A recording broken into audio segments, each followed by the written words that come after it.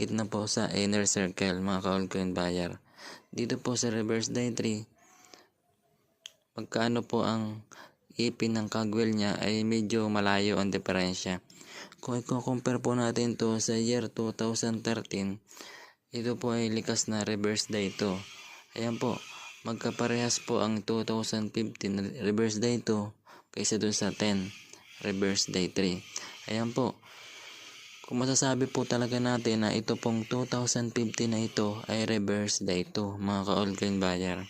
Kukumpare pa po natin sa ibang year, 2009 naman na reverse day 2. Ayan po, magkaparehas po sila ng 1993, may space patungo sa inner circle, at sa kanyang cogwheel po may space din po ang ipin ng kanyang cogwheel. Yan po mga ka-altcoin buyer. Pagmasdan nyo po yung pagkakaiba ng tatlo, kitang-kita nyo po yung